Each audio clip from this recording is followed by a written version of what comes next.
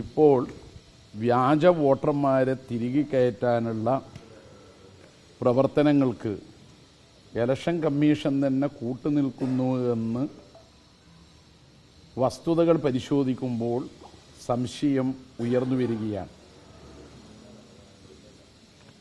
6-ാം number ഫോറത്തിൽ പുതിയ വോട്ടർമാരുടെ പേര് ചേർക്കാനും 6A ഫോറത്തിൽ പ്രവാസികളായ വോട്ടർമാരുടെ പേര് ചേർക്കാനും 8-ാം നമ്പർ ഫോറത്തിൽ ഒരു പ്രദേശത്തെ വോട്ടർക്ക് മറ്റൊരു പ്രദേശത്തേക്ക് വോട്ട് ഷിഫ്റ്റ് ചെയ്യാനുമുള്ള അപേക്ഷകളെന്ന നിലയിലാണ് പരിഗണിക്കുന്നത്. ഇങ്ങനെയുള്ള ഫോമുകൾ ഇതിനകം ലഭിച്ചത് 40,62,182 അറിയപ്പെടുന്നത്. അതിൽ 26,01,201 പട്ടികയിൽ ഉൾപ്പെടുത്തിയതായും ഇലക്ഷൻ കമ്മീഷന്റെ റിപ്പോർട്ടിൽ നിന്ന് മനസ്സിലാവുന്നു. ഇനി 14 ലക്ഷത്തോളമാണ് അവശേഷിക്കുന്നത്. ഇതിൽ ആശ്ചര്യകരമെന്ന് പറയട്ടെ, മറ്റു ജില്ലകളിൽ 1.5 ലക്ഷത്തിൽ താഴെയാവുമ്പോൾ കണ്ണൂർ, മലപ്പുറം, കോഴിക്കോട്, പാലക്കാട്, തൃശ്ശൂർ, കൊല്ലം, എറണാകുളം, തിരുവനന്തപുരം തുടങ്ങിയ ജില്ലകളിൽ 2,67,000 മുതൽ 5,81,000 വരെയുള്ളതാണ് വോട്ടർ പട്ടികയിൽ പേരുൾപ്പെടുത്താനുള്ള അപേക്ഷകളായി ഇതിനകം എത്തിയിട്ടുള്ളത്. അത് അസാധാരണമായ ഒരു നമ്പറാണ്. കേരളത്തിൽ പുതുതായി വോട്ടർ പട്ടികയിൽ പേരുൾപ്പെടുത്താൻ വേണ്ടി നിയമാനുസൃതം അപേക്ഷ കൊടുക്കാവുന്നത് 2026 ജനുവരി 1-ന് 18 വയസ്സ് പൂർത്തിയാകുന്ന ആളുകൾക്കാണ്.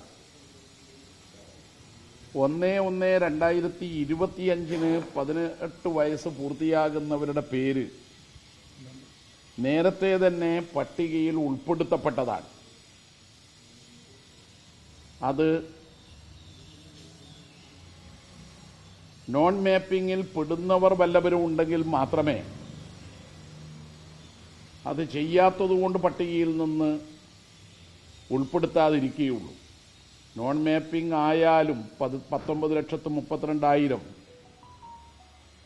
അത് പട്ടികയിൽ ഉള്ളവരാണ്. ശരാശരി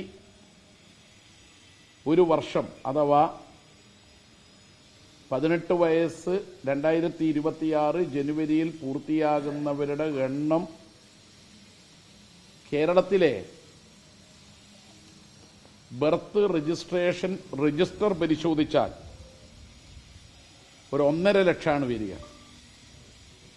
എന്ന് പറഞ്ഞാൽ 2026 ജനുവരി 1-ന് 18 വയസ്സ് പൂർത്തിയാകുന്നവർ എന്ന് പറഞ്ഞാൽ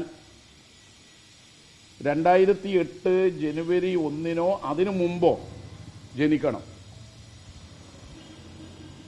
അതിനു മുമ്പുള്ളവരിൽ 2006 ജനിച്ചവർ സ്വാഭാവികമായും 2006 തെരഞ്ഞെടുപ്പ് നടന്നതുകൊണ്ട് തന്നെ മഹാഭൂരിപക്ഷവും വോട്ടർ പട്ടികയിൽ പേര് വന്നിട്ടുണ്ടാവും. കാരണം വോട്ടർ പട്ടികയിൽ പേര് വന്നാൽ മാത്രമാണ് അക്കാലത്ത് വോട്ട് ചെയ്യാൻ കഴിയുന്നത് എന്നതുകൊണ്ട് 2006-ലും 18 വയസ്സ് പൂർത്തിയാകുന്നവരെ വോട്ടർ പട്ടികയിൽ പേര് ചേർക്കാൻ അവസരമുണ്ടായതുകൊണ്ട് അവർ ചേർത്തിട്ടുണ്ടാവും. ചിലപ്പോൾ മെയ് മാസത്തിന് ശേഷം ജനിച്ചവരായിരിക്കും അവശേഷിക്കുന്നത്. അപ്പോൾ 2007, 2008 വർഷങ്ങളിൽ ജനിച്ചവരുടെ കണക്കെടുത്ത് നോക്കിയാൽ ശരാശരി ഒരു വർഷം 1.5 ലക്ഷമാണ്. അപ്പോൾ 2 വർഷത്തതും കണക്കിലെടുത്താൽ 3 ലക്ഷം എന്ന് കണക്കാക്കാം. പക്ഷെ വന്നത് 40 ലക്ഷം. അതെങ്ങനെ വന്നു?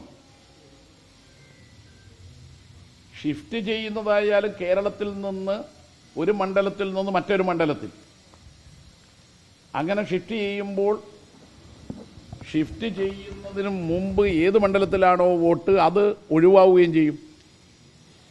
അപ്പം അത് എണ്ണം കൂടുന്നതിന് ഇടയാക്കുന്നതല്ല. എന്നാൽ 2 മണ്ഡലത്തിലും വോട്ട്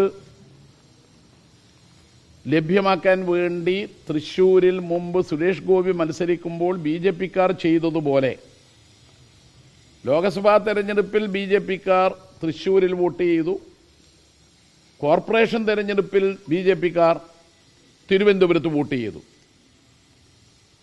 അങ്ങനെ ഇരട്ട വോട്ടുകൾ വ്യാജമായി വോട്ടർ പട്ടികയിൽ ചേർക്കുന്നുണ്ടോ? ഈ കണക്കുകൾ പൊരുത്തമില്ല. കേരളത്തിൽ ജനിച്ചവരുടെ എണ്ണവും അതിൽ വോട്ടവകാശമുള്ള പ്രായപരിധിയിൽ പെടുന്നവരുടെ എണ്ണവും വോട്ടർ പട്ടികയിൽ പുതുതായി പേര് ചേർക്കാൻ വേണ്ടി കൊടുത്തവരുടെ എണ്ണവും തമ്മിൽ പൊരുത്തമില്ല. 2008-ലും 2007-ലും ജനിക്കുകയും 2026-ൽ 18 വയസ്സ് പൂർത്തിയാവുകയും ചെയ്തവർ അതിൻ്റെ കൂടെ ASTയിൽ കണ്ടെത്താൻ കഴിയാത്തവരുടെ എണ്ണം കൂടി ചേർത്താലും ഈ 40 ലക്ഷത്തിലേക്ക് എത്തുന്നില്ല. ഇത് സുതാര്യമായിട്ടല്ല ഇപ്പോൾ ഇലക്ഷൻ കമ്മീഷൻ വോട്ടർ പട്ടികയിൽ പേര് ഉൾപ്പെടുത്തുന്നതിനു വേണ്ടിയുള്ള പ്രവർത്തനം നടത്തുന്നത്.